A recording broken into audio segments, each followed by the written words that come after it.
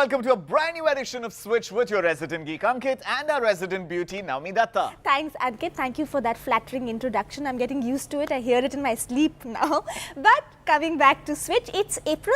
And what does April bring for you, Ankit? It is the beginning of a new financial year. Alfonso mangoes. Oh, that too. I love mango lassi any time of the year. And my God, we are diverting already. Totally. This week on Switch, it's a noble cause. You know, noble. The amount of feedback we get on facebook.com/switchfeed. In fact, most of you are accusing us of only having a bias towards premium high-end smartphones. But that's not fair. We did do Micromax Canvas HD. We did. I know, nobody remembers the good things you do. Anyway, if last week was about the marquee smartphones, this week is about the budget smartphones. So, coming up on the show, smartphones under 20,000 and brand new computers under 30 grand. And how to detect the signs of Facebook fatigue. We'll talk about what you can do, how you can spend your money smartly on 3 budget smartphones that we have for you.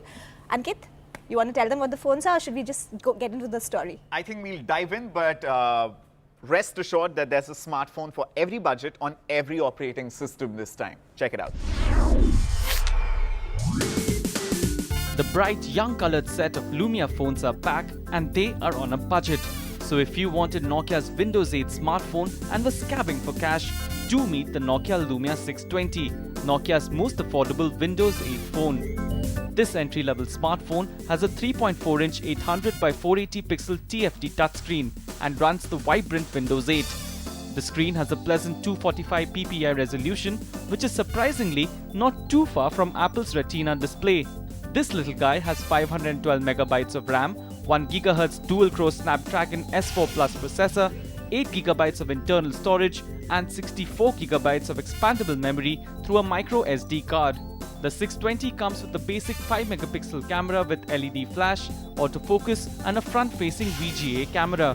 This simple soldier of a phone has the popular camera feature called the Cinematograph, Nokia City Lens and Augmented Reality app, Nokia Music and Nokia Maps too. To share and connect, the younger sibling of the 920 has NFC, Wi-Fi and Bluetooth 3.0. If you want a fail-safe smartphone on a budget, look no further than the Korean stable of Samsung. It's not the leader of smartphones in India for nothing. What you get in the Galaxy S Duos is frankly not extraordinary.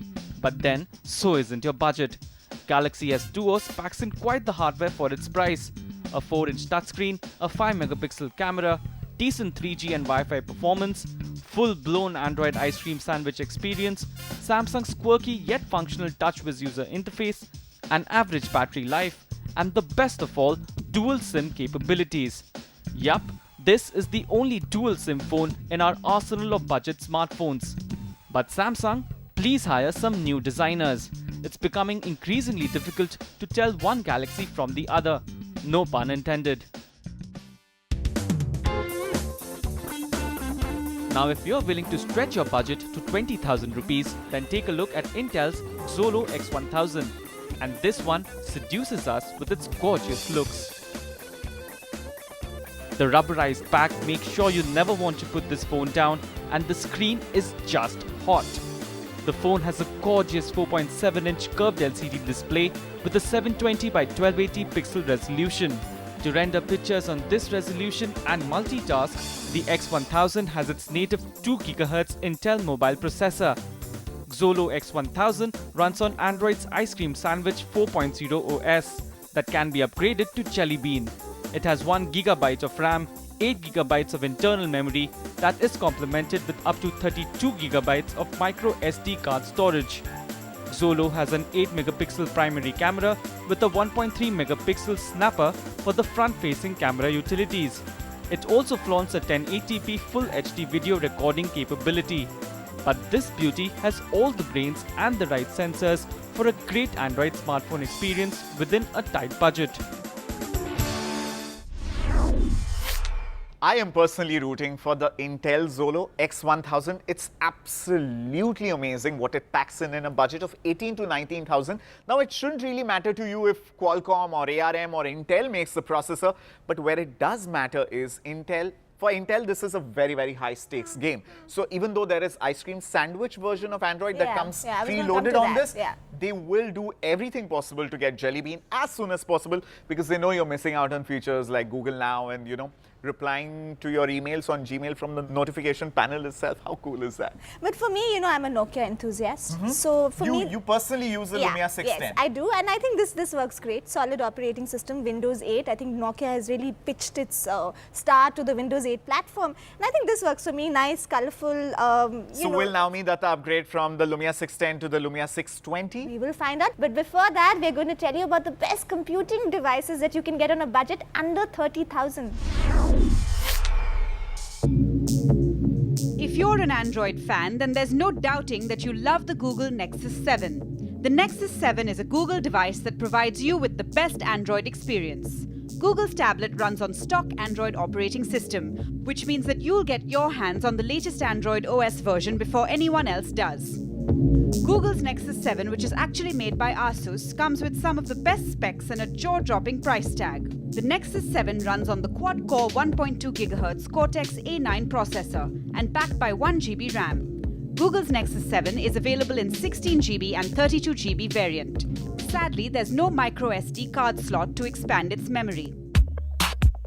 The Nexus 7 comes with a 7-inch display, perfect for catching up on your favorite movies and TV shows on the go. For the shutterbug crazy, the Nexus 7 has a 3-megapixel rear camera and a 1.9-megapixel front-facing camera. The Google Nexus 7 is powered by a 4325 mAh lithium-ion battery, which should technically last for about a day's usage easily. Not to forget, the Nexus 7 is running the latest 4.2 Jelly Bean version of Android. Also, the Nexus 7 is 11mm slim and weighs about 340 grams, which makes it quite compact to carry around. Just when you thought that Lenovo had given you its best, it outdoes itself again. The Lenovo Essential G Series laptops are the ones we're talking about this time. True to its name, the G Series is a set of essential laptops that satisfy your basic needs of computing, picture editing, and surfing remarkably. With a 15.6-inch screen and weighing about 2.7 kg, the Lenovo Essential G580 is definitely a head-turner. It runs on 2.4 GHz, third-generation Intel Core i3 processor. This power-efficient laptop is backed up to 2 GB RAM, which is expandable up to 8 GB. Of course, it would not be enough to sustain your video games, but you'd whiz past your usual daily usage. The Lenovo 580 features 500 GB of internal storage that gives you enough space to store your data. The HD display provides crisp visual detail with outstanding clarity. This G-series laptop features most data connectivity options like integrated Bluetooth, Wi-Fi, Ethernet, and even a multi-card slot. Also, with the HDMI port, you can take your computer experience to a larger screen. Priced at 29,950 rupees, don't miss this one if you're looking for a laptop. Speaking of tablets and laptops, the third category that needs a mention here is the all-in-one PC. More compact than the old desktops, these all-in-ones have taken the market by storm. And in this race, HP has emerged as a clear winner. The HP Omni 120-1234IL is one of the best offerings in this category. While the 20-inch screen makes it look sleek and smart, the Pentium dual-core processor promises an astounding performance. Backed by 2 GB RAM, it also boasts a 500 GB of internal storage. The screen resolution is a high 1600 by 900 pixel. The wireless keyboard mouse gives freedom and adds style too. The Omni 120 comes with free DOS and is priced at 29,000 rupees.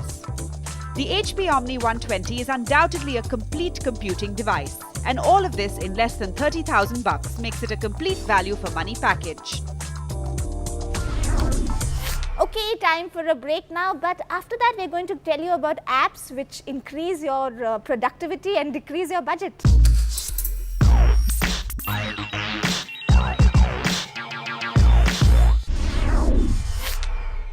Welcome back, you're watching Switch. This is the show on a budget. Totally. We are sitting at Shiro in Lower Parel in Mumbai and not consuming anything because the show's on a budget. There's no hair makeup. All of us have done this on our own. This is how good we look This in is real life. personal wardrobe. This is what living on a budget means. But if you don't want to go that extreme, thank God, there are applications that can help you save some money. So let's quickly get into the story and tell you about these apps.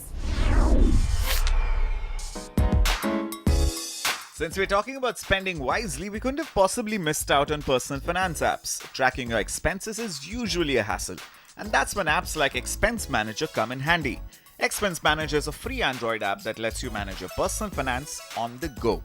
Adding incomes and expenses by week, month and year, and even categorizing them, this app does it all, and that too in the simplest way possible. The functionality and detailing of the app is simply outstanding. This app also has an autofill feature, making it quite easy to enter your daily expenses. Although the design of Expense Manager is not quite a stunner, it does manage to help you stay on top of your finances quite easily.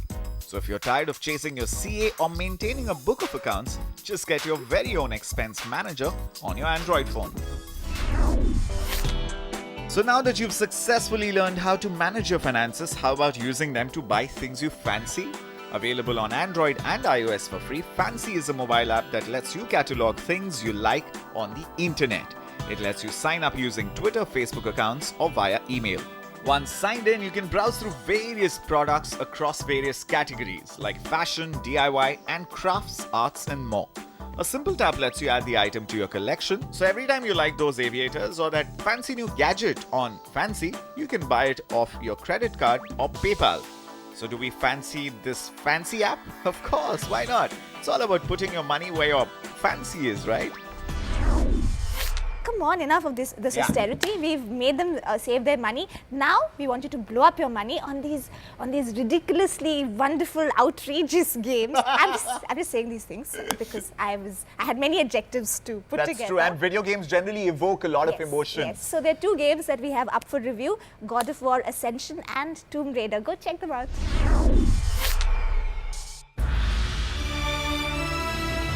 Kratos is back, but sadly not with a bang this time. Prequel to the initial God of War, Ascension feels more like a muted hand clap in comparison to the third version. Disappointed? Well, so were we. So here goes the story. Having broken a blood oath with the gods, Kratos becomes the target for three demonic sisters known as the Furies. Greek mythology and their names. He fights for sanity and freedom on his way to Mount Olympus and henceforth sets the stage for a mighty battle. Swirling cameras and panoramic shots give you the feel of a huge arena. As Kratos, you hack and slash away. The gore quotient picks up even more as the game proceeds with some bloody payoffs and heads being ripped off. Ascension comes with a single player mode and two types of multiplayer modes packed in. There is a fun new co-op mode called the Trial of Gods where you can team up with a friend to tear down waves of incoming creatures. And then there's the team multiplayer mode where you battle enemies through direct combat. Ascension is the first game in the God of War franchise to feature an online multiplayer mode. You can team up with buddies or unknowns and complete your quests. What is extremely interesting is the way you can set off traps to ambush other players and set up combat scenarios with others. Being able to finish off a large, bulky beast at the finale of the match has some excitement to it. But then, we miss Kratos. Him not being involved makes it feel a little impersonal. Emotions aside, to buy or not to buy is the perennial question. Of course, if you're a fan of the series, nothing is going to stop you from getting your hands on it. But if you can, we suggest wait for a friend to buy it and then you know what to do.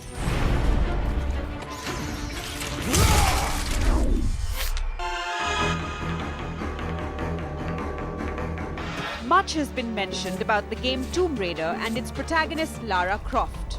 So much so that when producers decided to make it into a film, Hollywood star Angelina Jolie was the obvious choice. But as all good things come to an end, the charm of Tomb Raider also started fading away.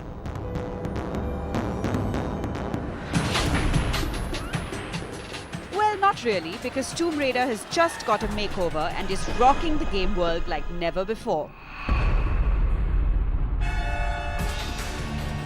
Tomb Raider 2013 is not a prequel to the earlier game, but a reboot of the series. It looks way more realistic and better than the 1996 version. The story is almost the same. The action-packed game now showcases the best graphics a Tomb Raider game would have ever witnessed.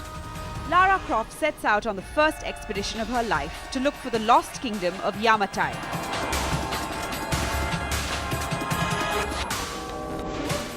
As luck would have it, Lara's ship drowns near Japan's Dragon Triangle. The survivors get stranded at an isolated island nearby. What is the secret of this spooky island? Does Lara Croft manage to find the lost kingdom of Yamatai? This is what the new Tomb Raider game is all about. The gameplay of this reboot version involves a lot of side missions apart from the main storyline. By using the online multiplayer mode, 8 people can actually play together. Tomb Raider 2013 is available on PS3, PC and Xbox 360 platforms. The bottom line is that this is undoubtedly the best Tomb Raider game ever made, and your game collection would be incomplete without this one. It's time for a break now, but after that, we're going to tell you how to detect the signs of Facebook fatigue. It's a clinical condition. It is.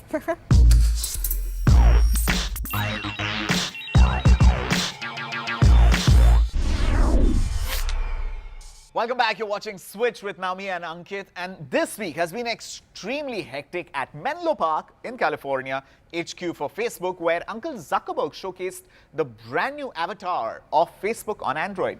But really, I don't know, Ankit, do we really need one more app for Facebook? I know what you're saying. Aren't you a little tired of Facebook? I mean, generally, I'm speaking for humanity at large. I don't think I'll ever be tired of Facebook. I've deactivated my Facebook account No, I haven't. half a dozen times I just already. update my status about 5 times a day. It used to be 30 times, but now I just do it 5 times. And I need about 30 comments on an average, and you have to like what I ate for lunch, otherwise, what good is my life? But if you have Facebook fatigue... Is she for real? No, I am for real. If you have Facebook fatigue, how do you see the signs? How do you detect the signs? We tell you on Switch. Facebook. It's my birthday today. I'm going to have a party. I'm going to call all my friends, starting from this one. Hi. Thank you. Yeah, I know it's my birthday. What am I doing this evening? I am going to have a party where I'm going to call all my friends. Of course I have friends, yeah. On Facebook, haven't you seen my profile? There are about 1,111 friends. Yes, Facebook friends are real friends. What do you think? Of course they'll come. Bye. We'll see in the evening.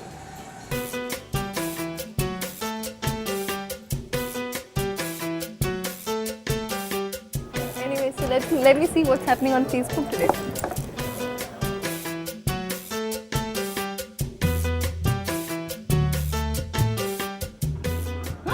$375 likes, 50 shares. What does this Ankit Vengulekar think of himself just because he's tech guru? I'll also get so many likes. Wait. Huh.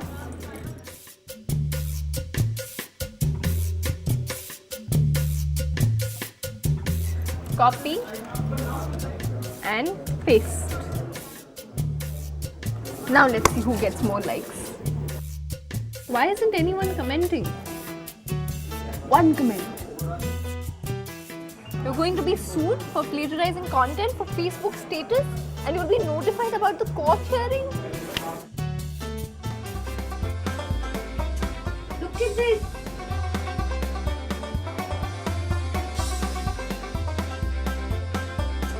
Look at this. This one.